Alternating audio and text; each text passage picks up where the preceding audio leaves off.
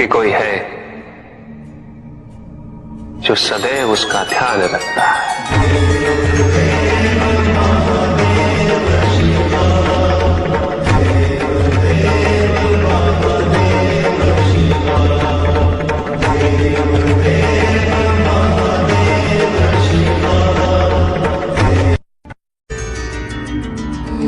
भक्त की भक्ति और उसकी श्रद्धा से प्रसन्न होकर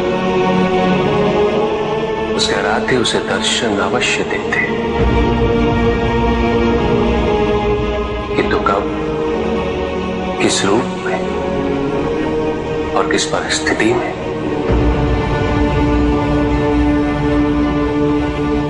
इसका पूर्व ज्ञान होना भक्त के लिए संभव नहीं होता।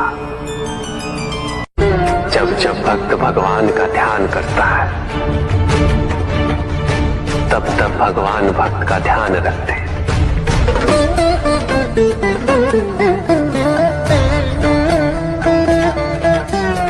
किंतु जिस क्षण भक्त भगवान का ध्यान नहीं करता,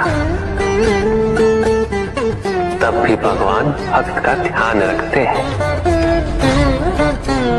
इसलिए तुम्हारा ये कथन उचित है नंदी। मैं व्यस्त हूं और मैं चिरंतन काल से लेके चिरकाल तक व्यस्त रहूंगा। प्रत्येक क्षण प्रत्येक भक्त का ध्यान रखते हैं।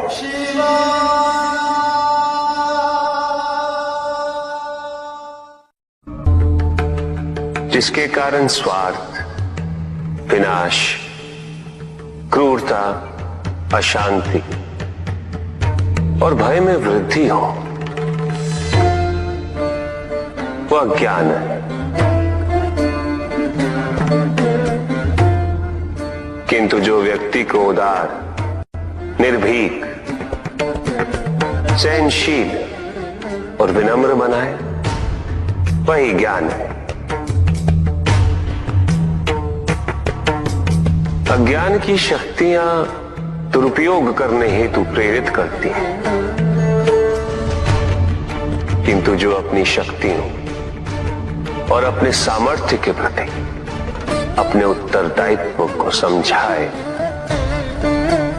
जो न केवल अपने अपितु अपने से पहले संसार के उद्धार हेतु प्रोत्साहित करे, वो ज्ञान है। ज्ञान का मूल उद्देश्य ही परोपकार है, सृजन है। दूसरों की भावनाओं को समझना, उनका आदर करना, यही ज्ञान है। क्योंकि ज्ञान हमें न केवल अपने अपितु दूसरों के दुख और सुख के प्रति भी संवेदनशील बनाता है। किंतु जो दूसरों की भावनाओं का अनादर करे, उसे ज्ञान की श्रेणी में कैसे रखा जा सकता है? अज्ञान के कारण व्यक्ति सांसारिकता में बंधता जाता है, मोह माया में उलझता जाता है। अज्ञान परम सत्य से दूर ले जाने का माध्यम है, किंतु ज्ञान व्यक्ति को परम सत्य की ओर ले जाता है। ज्ञान मुक्तिदायक है, मोक्ष का मार्ग है, और इस मुक्तिदायक ज्ञान का सर्वोच्च रूप है आत्मज्ञान। और यही ज्ञान की पूर्णता भी है कि व्यक्ति अपने को समर्पित कर दे, छोड़ दे अहंकार को, तो ब्रह्म की इच्छा ही पूर्ण होती है, और अभी भी वही फलित हो रही है। ऐसा नहीं है कि हम उससे भिन्न फलित करा लेंगे, लेकिन व्यक्ति भिन्न फलित कराने में लड़ेंगे, टूटेंगे, नष्ट हो। कुछ भी सुनने और समझने के लिए मन का मौन रहना आवश्यक है, किंतु मन मौन रहना नहीं जानता।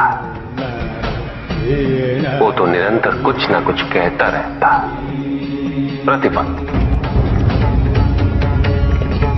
शब्दों का आक्रमण चलता रहता है मन पर, और यही आक्रमण है जिसके कारण व्यक्ति कभी भी शब्दों के परे नहीं जा पाता।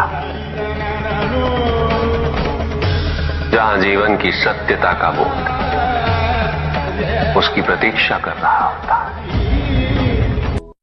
कभी भी किसी व्यक्ति का विवेक, उसके संस्कार, निर्भीकता तथा उसके आचरण की परिपक्वता को परखना हो तो उसे शक्तियों से सुसज्जित करता हूं, पदाधिकार सौंपता हूं, परिणाम स्पष्ट हो जाएगा। प्रभु,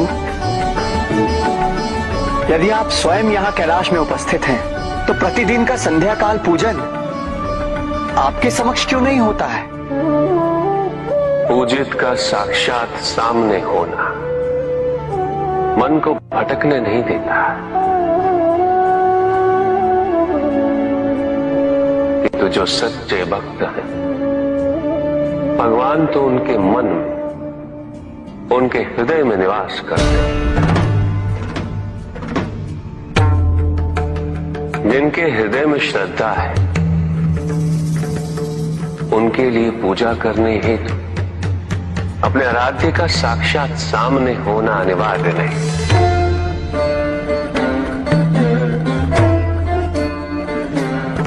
वो तो अपने मन के नेत्रों से प्रतिपल उनके दर्शन पा रहे हैं।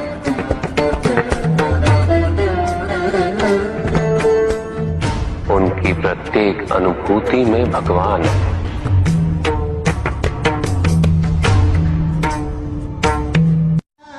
सुख आंतरिक होता है, संतोष आंतरिक होता है। उन्हें बाहरी तत्वों से रेखांकित और परिभाषित नहीं किया जा सकता, आकार से नहीं पाया जा सकता। आकार के आधार पर केवल अहंकार ही उत्पन्न होता है,